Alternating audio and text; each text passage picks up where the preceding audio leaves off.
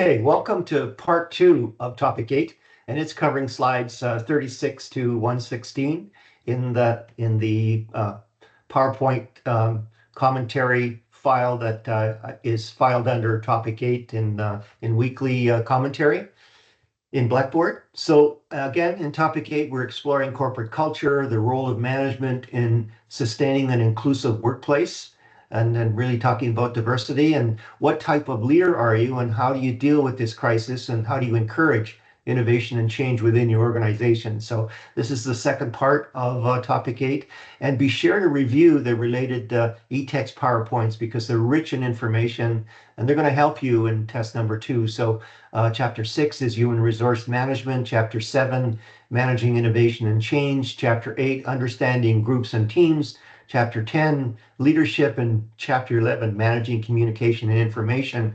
And again, these are found, in the weekly commentary topic 8 folders to be able to access them. Okay, so we kind of finished part 1, and I kind of broached trade theory, but just want to get back to, sometimes they say leaders are born, but essentially, there's some truth to that, but also leaders can take on and develop to take on the right kind of traits to be able to adapt again to 4 or 5 different management styles. So the trait theory leadership suggests that these qualities might be personality factors or physical factors or intelligence factors. In some cases, here's some examples: height, intellect, extrovertness, fluency, and other traits. So the thing is that trait theory focuses on exclusively on the leader, and they're meant to be central to the organization's success. But the whole idea of the Rebel surveys that we provided is to give you a baseline of where you are in terms of those traits. So it's good to go back to those surveys that you did and find out what kind of leader your predominant style and includes. And from there, understand, where you think you're going to take your career, and then what kind of management styles that you could learn and build skills and capabilities in to be able to be well-rounded and manage different situations in the management forum. Okay, so this differs, I just want to say right away, this differs from the approach from Hersey and Blanchard and House's path goal theory, because those two areas focus on the followers. Trait theory focuses, on the leader itself, and that's what to know. Okay, so the trait approach is by participating in various tests, like I said. So that's what we're doing, and you could benchmark, how strong or weak you are in terms of leadership skills. One of the areas that really helped me in my management journey was I took the Myers-Briggs test, and it's very powerful. I'm an ENTJ. It really gave me a sense of who I am and where my capabilities are, and I've done this test several times, and each time it came back the same way. So I have a lot of confidence in that test, and knowing that I truly am an ENTJ type of character in that test approach. And also, just to let you know that I've read a book on what type of positions ENTJs are more likely to be in, and it almost seemed like that book was written about me.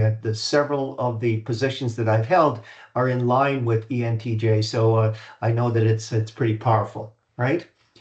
Okay, so the whole idea, again, like I said, with that bench line, after identifying your weak points, you can begin to work on improving yourself. And I have a video here that I'm not going to show you, but it talks about the top leadership styles. And this lady, Jen, an Indeed career coach, she explains the top leadership styles in management, how to identify one that's right for you and your team, and so that you really get a sense of what that's all about. And then again, like I said, depending on where you go with your career and the types of organizations you feel that you're going to work for, you pick up an additional training in certain styles that you know are going to be very useful in those types of organizations. Okay, so here's some of the traits, just so you know, how much drive do you have? You know, how much desire do you have to lead? You know, how are you in terms of honesty, integrity? How are you in terms of self-confidence, cognitive intelligence, emotional intelligence? We're going to talk a little more about emotional intelligence, and then job relevant knowledge and extroversion. So those are some key aspects of leadership traits that you should really get a sense of where are you on that baseline, and where do you need to be, you know, given your career choices as you go forward. So trait theories of leadership, and you can see this is highlighted again. You isolate the characteristics that differentiate leaders from non-leaders. And do all effective leaders have the same characteristics? No. Are people born leaders? Some are. But yet you know, you still have to round out, you know, where you can be a better leader, and doing the testing and finding out, you know, which management styles you need to pick up, you know, will give you a good idea of where you need to do self-development. Okay, so if you don't, you know, if you don't fit in an organization, you know, here's some particular traits that don't align. Like, you know, you could have misalignment with the culture. So you have a struggle to fit if you don't have that right management style that aligns with that particular culture you're working in. It could result in decreased employee morale because people, your subordinates, can't resonate with you. They don't understand, you know, what you're doing, and it's contrary to where their values are. The organization that you run, it could be very inefficient because your methods may not align with the organization's processes and goals, and that leads to inefficiencies. And then high turnover, and I've told you before, I guess I brought this up, is that people don't leave their organization, they leave their bosses.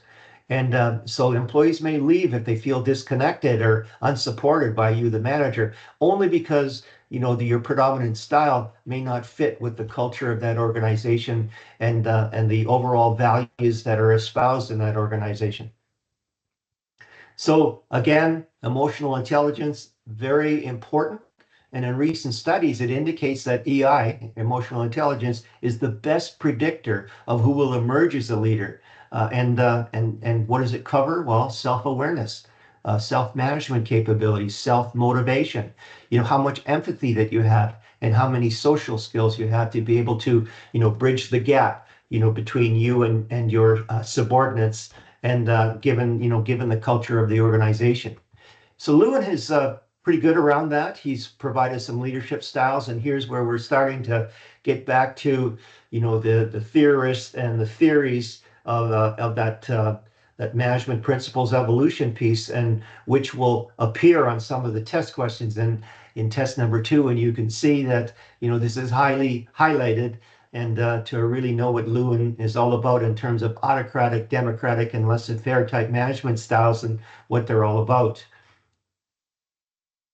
Just a little bit about social loafing. And again, you know, I tried to cover that in the learning charter, that you completed with your team. But social loafing is a term used in social psychology, and how do you deal with free riders? And here's just a reference again on how to you know, work and make that link and engage those free riders into contributing to the team.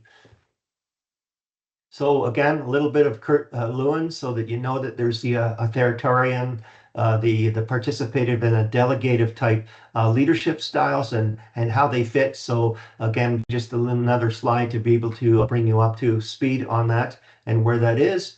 And then we're going to talk about Robert Blake and Jane Moten. And you can, you know, you'll find more of this. This slide was taken right from the slide deck in topic 8 in Blackboard. So again, you know, based on the study approach for the test, you know, I urge you to go through that entire you know, slide deck, you know, on Blackboard to really see what's there. But what Blake and Moten wanted to do was kind of bridge the you know, the gap between, you know, McGregor in terms of theory X and theory Y, and show other aspects of where style can be. So they came up with this grid. And what they looked at is they looked at, you know, in terms of the concern for people and the concern for task, that's what this x-axis is.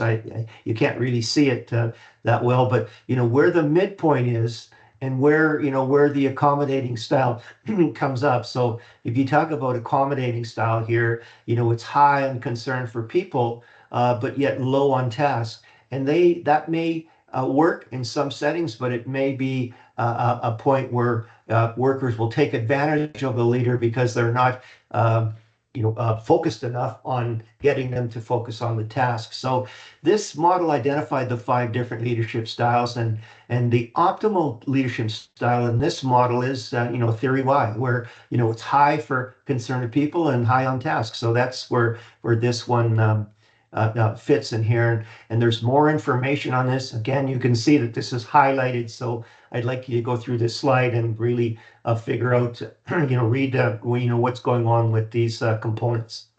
All right, just a quick review about McGregor's theory, X and Y, and what's X all about. It's the perception that employees dislike working and whatever you treat them differently. And we're now theory Y. You have high expectations because you have the sense that employees are happy to work. They don't need very much direction. So that's where that theory is all about. And then we're going to talk about contingency theories of leadership. And so let's just look at the definition. What does contingency mean? So I just thought I'd make a point to define that. And what contingency is, it's a future event or circumstance which is possible, all right, but cannot be predicted with certainty. And that's where we're getting into when we talk about situational management, is that you really can't predict what that situation is like. You have a sense of where it could be, but truly, and that's why it's so important to have a few different management styles in your back pocket, even though you have a predominant style that you're surely to make sure that you fit in an organization, that with the same type of culture that you could be successful in, and so that we talked about Fiedler's contingency model, and it has some limitations. And here's where from the evolution of management theories, situational leadership came up with Hershey and Blanchard and path goal theory of House. So we're gonna focus on those, and I have a couple of videos that I want to show you about that. All right. So again, this is basically a review, but you can see these are highlighted so that you kind of have to understand what's going on. So Fiedler defined these leadership styles and different types of situations. He came up with the 8 types of situation that we saw on the previous video in part 1. And to understand that, where you are in terms of, are you a task-oriented or a relationship-oriented manager, and run on that line based on those types of scenarios or those types of situations with those 3 different variables of conditions. All right.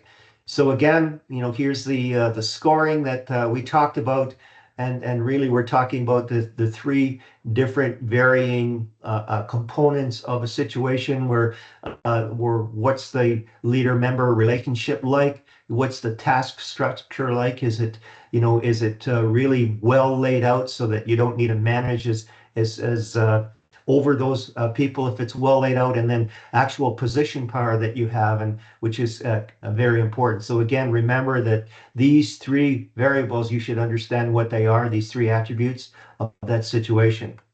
Okay, so just a little bit more explanation on that to kind of help you understand this piece, but it was covered in the video. So we'll get right to situational leadership. And now we're getting into the areas of Hershey and Blanchard and how's this goal path theory.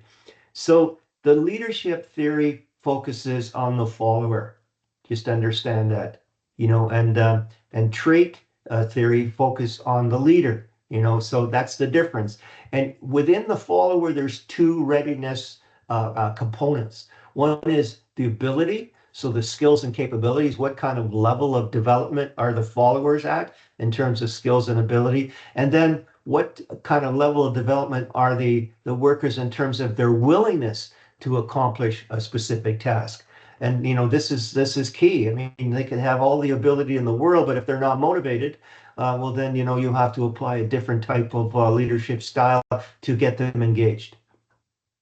So here's what it looks like in terms of a 2x2 matrix, where that if you're looking at a high relationship behavior with low task behavior, well then you're basically into a participating type of style, and really those are where workers are able, but they're unwilling and they're insecure followers. So how do you deal with that? So have a look at these four different roles on what you're doing. When the behavior is really high and the relationship behavior is really high and the task behavior, well then really what you're doing is you're selling. You're basically giving the why. If I talk about uh, the why piece with the author that I told you about, well then you're really giving them the reasons why, and you're selling that aspect of what that is. So that's where that is. So Hersey and Blanchard, you can see that they build on this grid that they talk about. These are the two components, and this is really accepted in a lot of management practices, and they have this development description of where workers can be in terms of able and willing to do what's asked, and then all the way through to unable and unwilling to take responsibilities.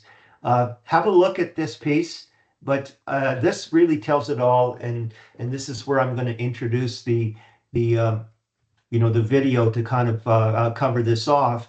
And what it is that here's where, here's the different development levels of the employees. And I talked about those two areas where they have the ability, all right, but where are they in terms of willingness? And based on that, so you can see like D4 in terms of development development status of the employees, D4 high confidence and high commitment.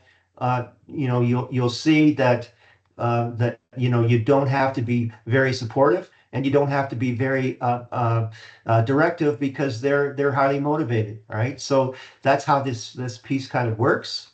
And so here's the video that we're gonna look into. So I'm going to start this right now.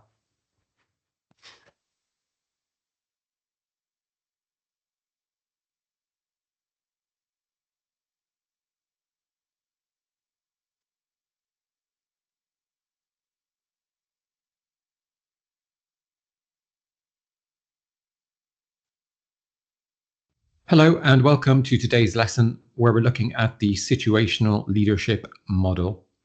So first, some background. Now, the situational leadership model was developed by Dr. Paul Hersey and Kenneth Blanchard. It's predicated on the belief that there is no one best style of leadership. The best style of leadership will depend on the situation, and that means the task to be performed and the makeup of the team performing the task. So thus, the best leaders take the time to weigh the many variables affecting their situation and then select their leadership style to best match their situation. So let's look at the model itself. Now, most of us naturally adjust our style to suit the situation, whether we realize it or not. So, for example, we give a newly hired team member more slack to make mistakes than seasoned employees, and we might direct tasks more closely when a deadline is urgent and important. Now, the situational leadership model is a framework that helps us make this adjustment of our style only in a more deliberate way. So the framework's going to help us diagnose the situation and then select the best leadership style for that situation. Now, in the model, the x-axis indicates the degree of directive behavior that the leader exerts, and that is the amount of direction that they give their team. Now, the higher the direction, the less able the team is to make decisions for themselves. And the y-axis indicates the degree of supportive behavior the leader uses, and that is the amount of support they give their team. Now, the higher the support, the more the leader helps their team to make decisions and perform their job or their role. And at the bottom of the diagram here, you can see D1 to D4, and that represents how well developed, how skilled, and how motivated a team or an individual is, with D1 being the lowest level of development and D4 being the highest. Empower your students to be more authentic, impactful writers with Grammarly's comprehensive AI writing assistance. So the model proposes that there are 4 primary leadership styles, and the first is S1, or a directing style of leadership. And this style of leadership is associated with autocratic leadership. A directing leader will make all the decisions without consulting subordinates. They will simply inform their team of the decision they have made and expect their team to carry out their instructions. Feedback from the team is discouraged, and the directing leader decides who, what, how, why, and when. Next, we have S2, or a coaching style of leadership. And with this style, the leader still defines the roles and the tasks, but in contrast to directing, they are more receptive to input and feedback from their subordinates. Now, these leaders sell their ideas and plans to their subordinates to obtain their cooperation. Now, this leadership style is closely related to the democratic style of leadership. Sports coaches are often associated with this style of leadership. They put players into position and then direct the group as a whole in order to obtain the best performance. Now, the next leadership style is supporting, and the supporting leader will participate in idea creation and decision making, but most of decisions will be taken by the team as a whole. Now, this type of leader may appear to be quiet because they lead by example and appear to be an equal team member embedded in the team rather than the ruler of the team. And the final leadership style is delegating. Now, delegating leaders are, of course, responsible for their team, but they provide minimal direction and guidance. It's a hands-off style of leadership, similar to laissez-faire leadership, where the group makes almost all of the decisions. Now, this type of leader is usually more concerned with communicating their vision of the future than directing day-to-day activities. Now, they will decide what the next step should be to move towards their vision, but it's left completely to subordinates to determine how to achieve that next step. Now, alongside identifying 4 leadership styles, the model also identifies 4 levels of employee development. And the first of those is D1, which you can think of as being an enthusiastic beginner. And here your subordinate is low competence, but high commitment. Basically, they are inexperienced, but they're enthusiastic. Your subordinate may show willing, but they lack the specific skills they need that the task requires. Next, we have D2, the disillusioned learner. And here your subordinate has some competence, but low commitment. They have the skills they need, but for some reason, they are unwilling or lack the confidence to perform the task. And maybe the task or the situation is new to them. Next, we have D3, the capable but cautious performer. Now, here your subordinate has high competence, but variable commitment. Your subordinate is more capable of performing the task than at the D2 level, but for whatever reason, they're unwilling or lack the confidence to perform the task. And finally, we have the D4 level, the self-reliant achiever. Here, your subordinate has high competence and high commitment. Your subordinate is confident in their ability to perform the task, but not only that, they're committed and they take responsibility for the task. Now, a couple of things to watch out for. It's important to realize that the development level of your team can change over time. So your team might be D1 today, but that doesn't necessarily mean they'll be D1 in a year from now. And development levels are also task specific. So a member of your team could have a D4 development level for a task they've performed multiple times, but a D1 level for a task which is new to them. So now that you've determined the development level of your subordinates, you can use the following table to select the most appropriate leadership style. So for example, if your subordinate development level is D1, you would use a directing style. If it's D3, you would use a supporting style, etc. Now, as an example, suppose you've just been appointed as manager of a new team to work on a brand new project. Now, in this instance, it makes sense to categorize your team's development level as D1. And that's because you are new to the team and the team is new to the project and the type of work the project is going to involve. And what that means is that you adopt a directing style initially where you're telling the team exactly what you want them to do.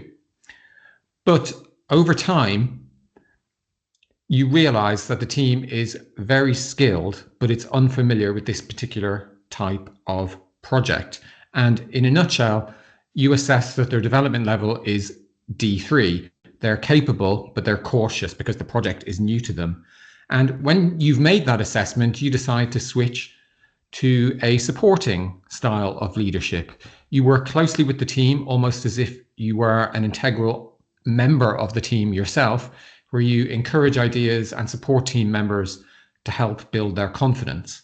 Now, a key point to note from this example is that the most effective style of leadership is dependent on the situation you find yourself in at that moment in time. And of course, the situation is going to change over time, and you will need to adapt your leadership style correspondingly. Now, one thing that can trip a lot of people up when they're investigating the situational leadership model is the different terminology they come across. It can be very confusing. So in this video, we've been looking at the latest version of the situational leadership model, and that's called SL2, and that was developed by Kenneth Blanchard. But the original version of the model basically had the same underlying meaning, but many of the terms used were different. So in the original model, directing, coaching, supporting, and delegating were referred to as telling, selling, participating, and delegating, respectively. And the development levels, D1 to D4, were referred to as maturity levels, and they were labeled M1 to M4. And obviously that can be confusing if you're encountering all these different terms, but don't despair. Whatever version of the model you use and whatever terminology you're looking at, the underlying meaning is basically the same. So in summary, the situational leadership model is a framework that states the best leadership style will vary depending on your situation. And the model proposes 4 leadership styles: directing, coaching, supporting, and delegating. And each one is appropriate at a different stage of subordinate development. So that's it for this lesson. Okay, so that's, if you have any questions about this video, please, email me and I'd be happy to answer those questions and put the answers for your colleagues on the announcements on Blackboard. Okay, so let's just go to the slide. So this is what this is all about. I kind of summarize these slides so you can go through them, at your leisure. And now we're going to talk about houses, a path goal theory. And the thing, again, the leader's job is to assist the follower. And you can see that this is highlighted, in attaining their goals and provide the necessary direction. So I found this really good video that I'd like to show you because it really gets to the point. And what I'd like to kind of connect with that is that I've been pushing this book on you a few times, called Switch by the Heath brothers. And lo and behold, if you take a look at what the Heath brothers have used to be able to show you or to train you how to do change management and transformation, I really think that they've gone to House's path goal theory to be able to get their information, because the 3 main foundations of the change management of them is direct the rider, and that's basically provide direction, motivate the elephant, and that's the supportive part of helping the people do their job, and shape the path. And shaping the path is really giving them tools the tools and set the scene and help coordinate, you know, the work to get them to do and take the barriers away. And path goal theory, you're going to see in this video, talks about, removing the barriers as well. And you can take a look at that diagram that they show in terms of providing direction to actually, achieving the goals. So let's play this video. It's a very good video. It's only 6 minutes, and I think it really will give you a good sense of what's going on with this theory.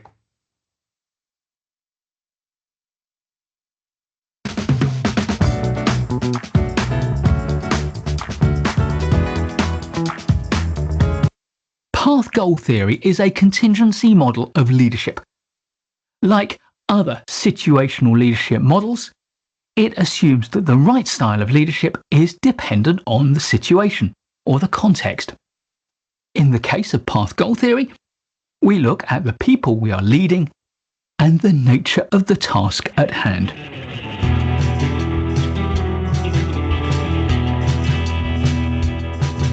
Path goal theory was first articulated by Robert House in 1971 and then refined in an article he wrote with Gary Dessler in 1974. The name path goal theory refers to the importance for a leader to clarify the path that their team needs to follow to achieve the goal that they have set. The leader must also provide the team with the resources that it needs and remove the blockers that obscure the path that they're on. Their work was very much rooted in Victor Vroom's expectancy theory of motivation, which is also the subject of one of the most popular videos on this channel, so I'll put a link in the description. The path goal model is based on the belief that team members will deliver better results if they expect two things. First, that more effort will deliver better performance, and second, that improved performance will lead to better rewards. So, people want to see leadership behaviours that deliver the direction, the guidance, the support, and the training that they need.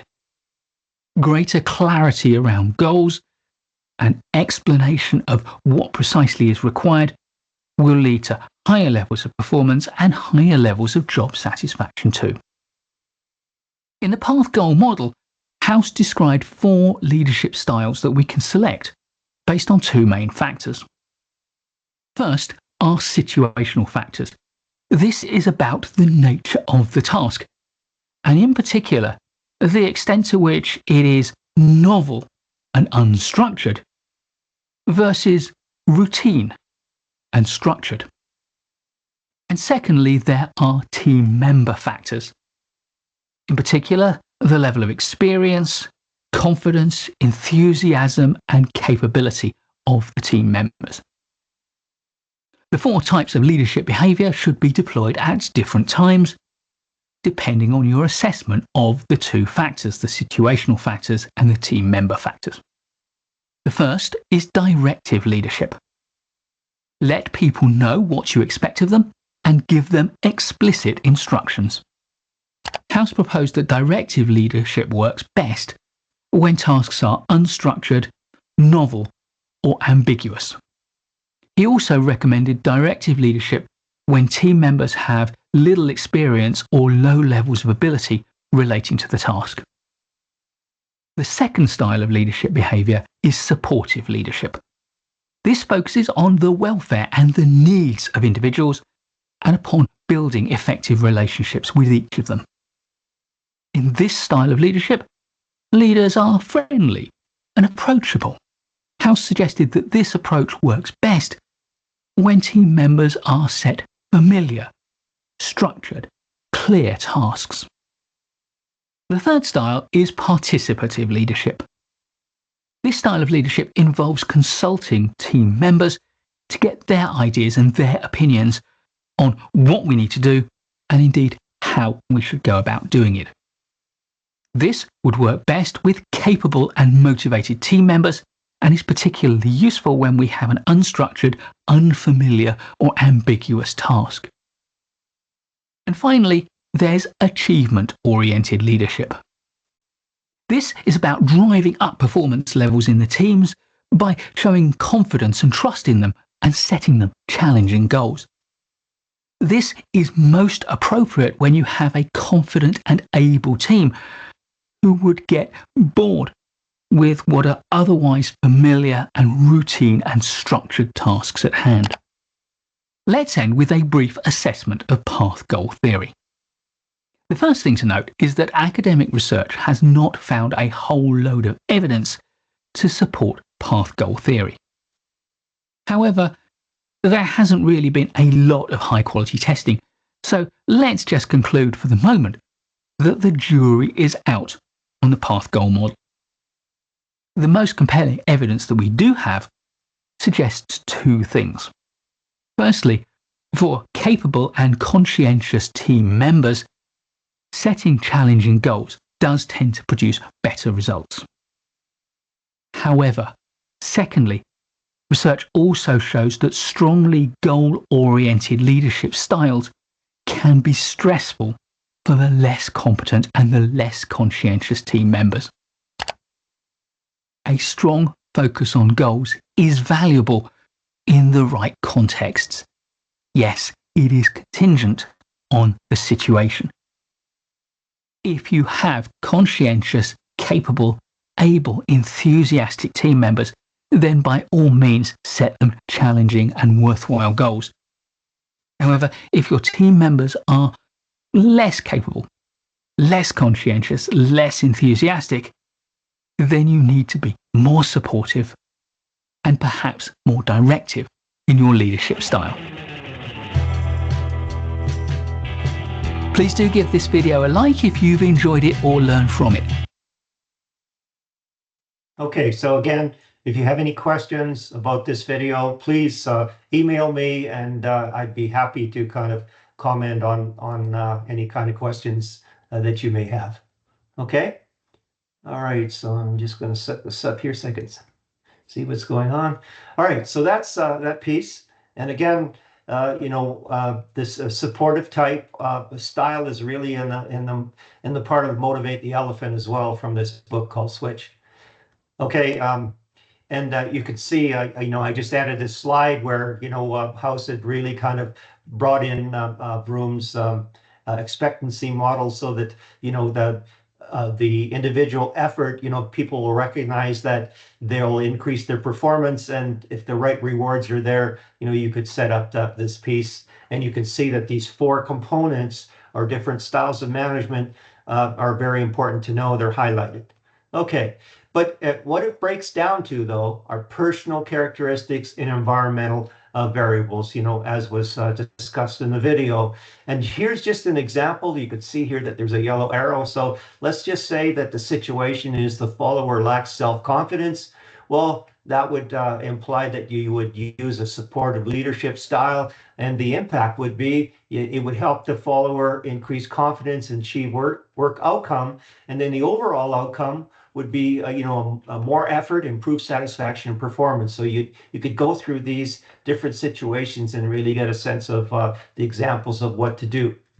Okay, not going to cover this piece, but let's just talk about transactional versus transformational, and this is in terms of using transformational leadership. So again, transactional leaders, those are people who basically make the art of the deal. If you do this for me, I will do this for you. So it's an exchange, and in a lot of cases, it doesn't really engage the worker. It just makes it a quid pro quo type of situation. Whereas in transformational, leaders inspire. They engage, and that transcends into this famous FM station that I talked about, WIIFM for the follower. What's in it for me? And so that the follower will understand that, hey, they are part of the shared vision, and they're totally committed because they can see themselves making that big difference. So that's what that's all about. And if you take a look at the difference between charismatic and visionary, well, Jeff Bezos is more of a charismatic individual. He grew this Amazon company right from just selling books online, and it was through his charisma that people got on and got excited about growing that company. Whereas a little bit different with Elon Musk. Elon Musk is more of a technocrat, and really his ability is to articulate that vision and get people to know what they have to do. So those are two different basically approaches that you could take in leadership, and sometimes you do both. So if you're good at both, that's incredibly good. So we're going to talk about leading teams, and again, we look at the highlighting and what's going on here. So you need to understand, what is leading teams all about? Well, it's managing teams' external boundaries and facilitating the team process. And that's a supportive leadership style. But what do leadership roles entail in terms of team leaders? Well, they're the liaison. They're with external constituencies. Those are the ways in terms of getting through barriers that the team has to or the team is challenged by. They do the troubleshooting. They do the conflict management to make sure everything is worked smooth, and the operating issues amongst the team members are satisfied, and then a lot of coaching. So that's what leading teams is all about. And just so they understand the difference between a work group and a work team, work teams, that's a collective performance, whereas work groups, say like in a call center, they basically just share information. With work teams, the synergy is very positive, but in work groups, most of those individuals are working on an individual basis, and sometimes there could be negative synergy because maybe there's some competitive aspects that are going on. And with accountability, the team's accountable. Everybody has everyone's back in the work team, whereas as a work group in the control, in the control center or the service center, the worker basically is just monitored, by the computer software, and it's an individual effort. And then also with from a skills point of view, the work team it's complementary. Everybody gets the job done in the way, and with work groups, the skills could be random and varied based on the type of work situation for each individual.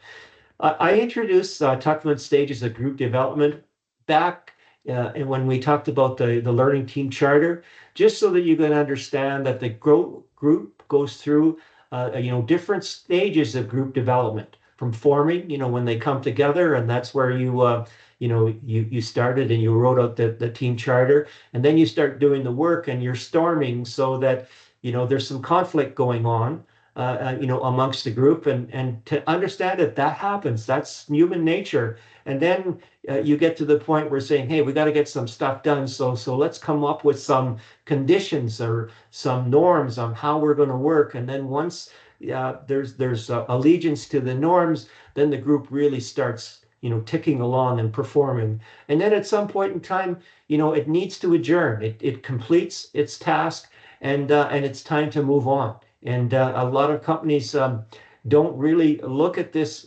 strong enough to know when, okay, it's time to move on now, and adjourn what's going on, and recognize the contributions and stuff.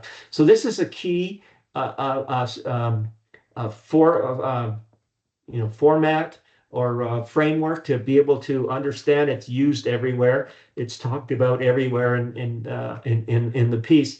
But one thing to understand about the storming part: let it happen as a manager. If you don't do that, then the original issues amongst and the dynamics doesn't surface, and you don't really deal with it. So you need to have that piece where you're communicating the feelings of individuals, where you can see what's going on, and deal with the intergroup conflict as it happens. And if you don't let it happen, then it'll be when you get into a stress position down the road, that's when people will come back and say, well, you see, that's what's going on, and this is why it didn't work, and you didn't have a chance to deal with it before you started norming.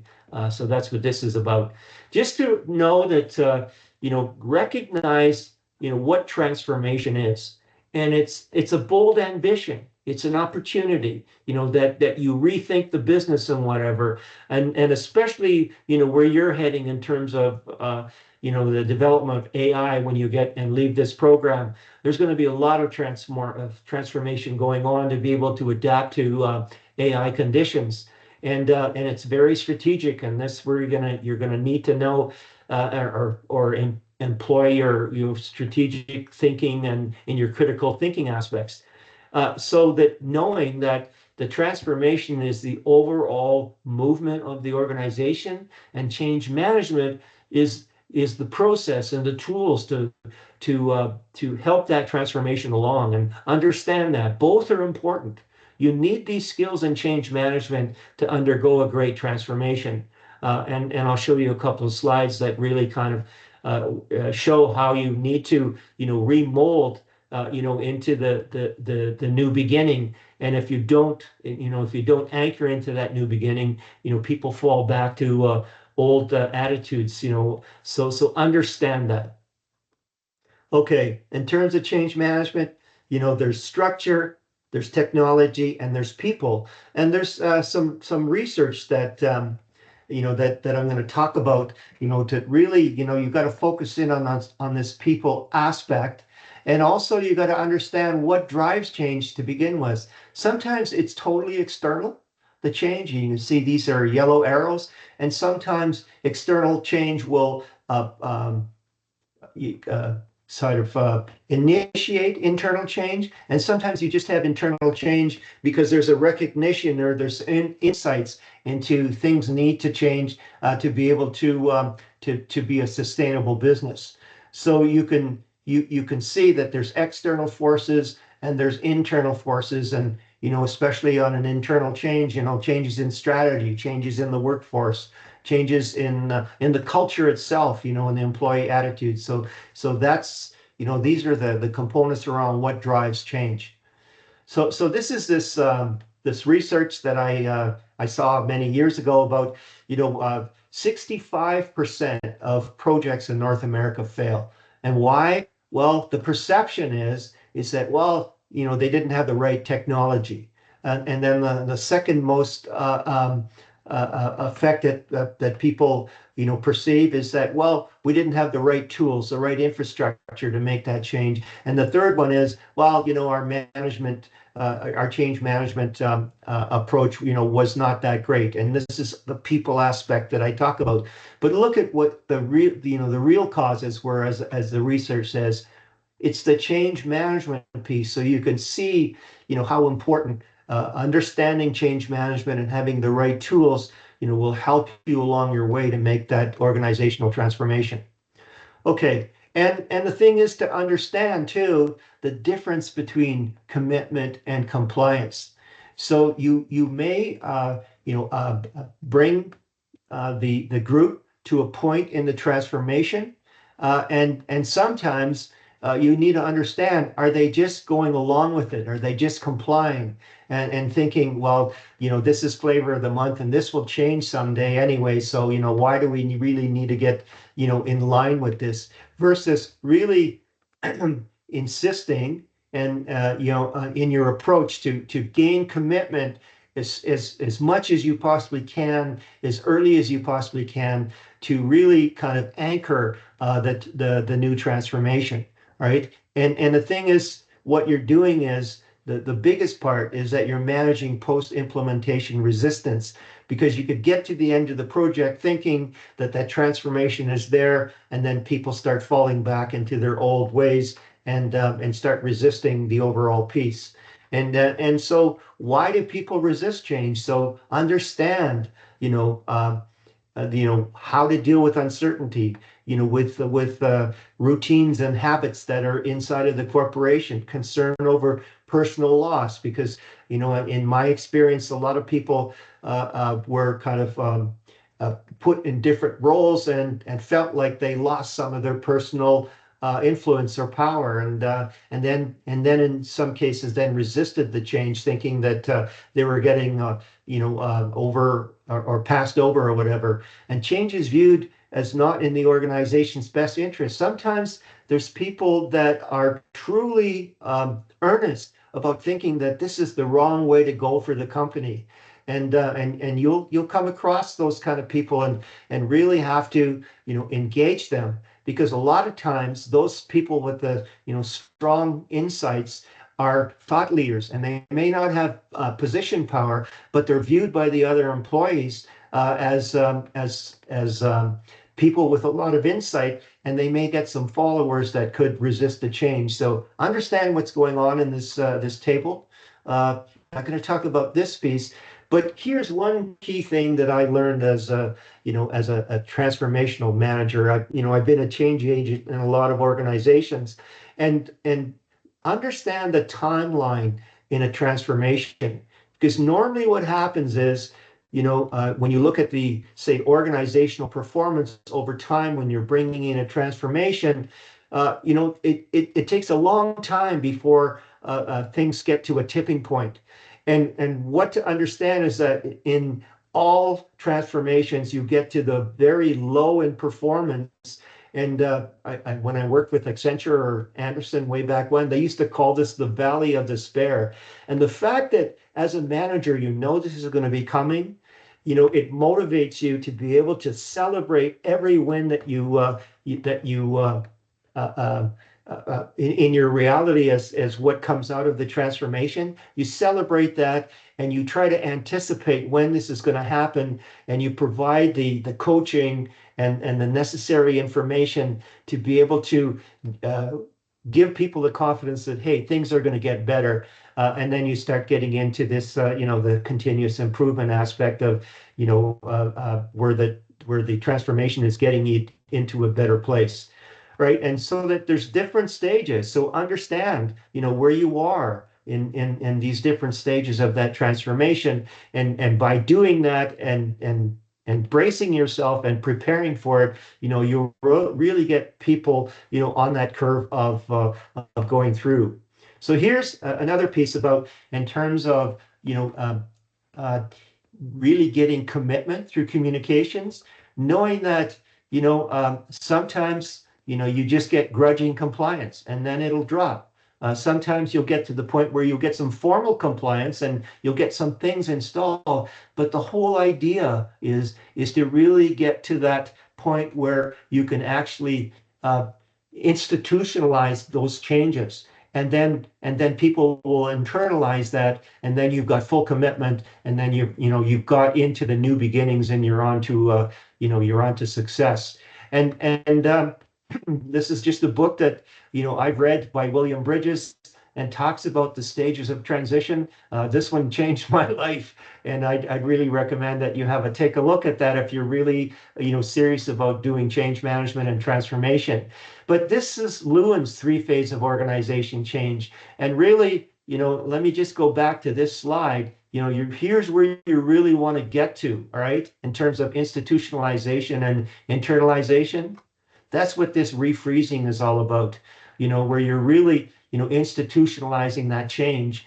And then, you know, you can manage behavior changes, and you could, you know, what gets measured gets done, and your systems are redesigned, and you're off to learning that. So again, this is highlighted in yellow. So what you do is, you know, you make the case for change. That's where you're doing unfreezing, and then you do that actual change, and you do it in small chunks, because if it's too much of a change, if it's overwhelming, then people will just you know, they will be overwhelmed. They won't, they'll give up, right? So manage that learning process, you know, manage the planning part of it, manage the action steps.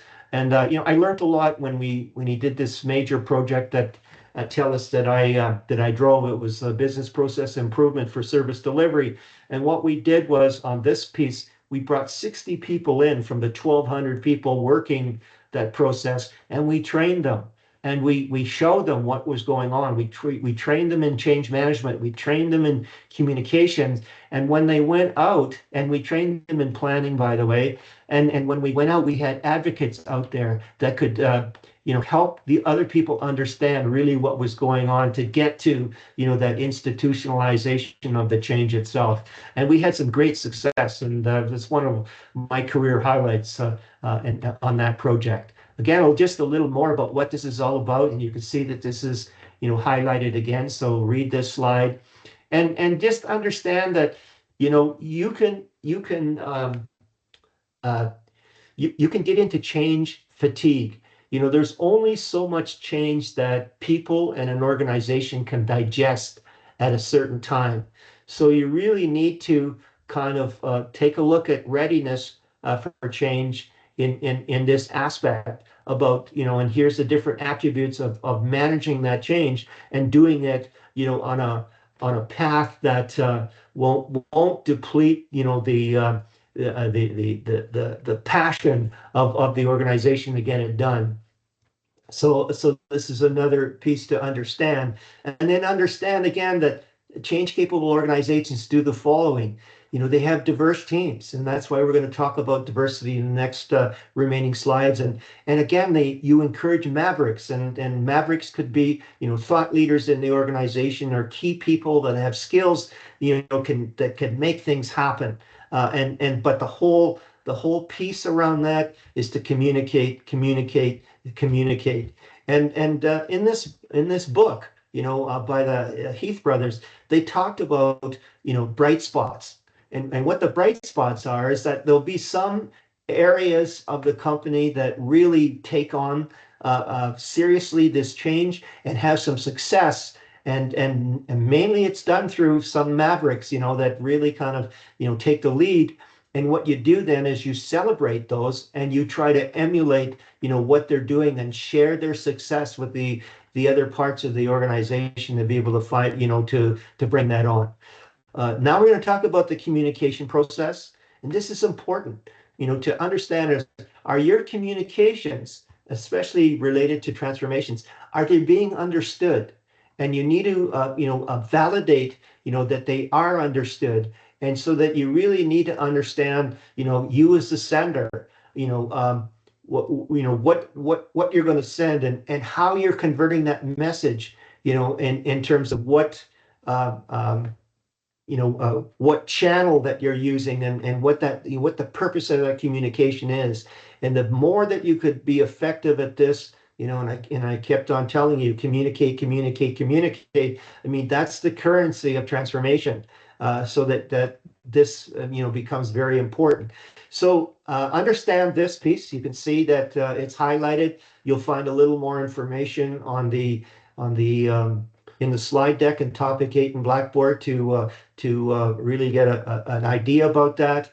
But communicating effectively when undergoing change, you need commitment by the CEOs.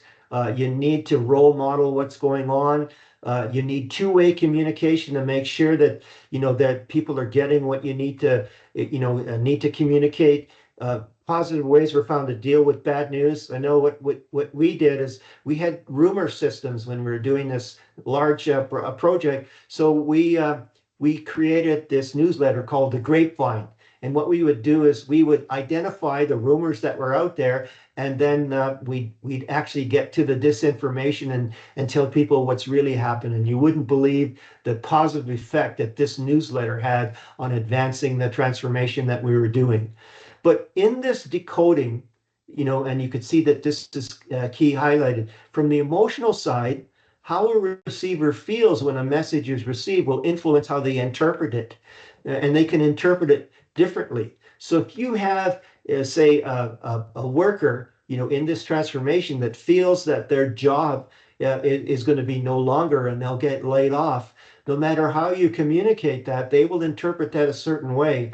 So you really need to address, how they're reacting to that message, and when you need to give them additional information or give them some assurances that they're going to be okay in this transformation. Another thing about shared vision is that using appreciative inquiry, which is a framework, and what appreciative inquiry is all about, it's all about the glass is half full. That's how you describe it, rather than the glass is half empty. And it focuses on the strengths to create a vision about what the organization could become.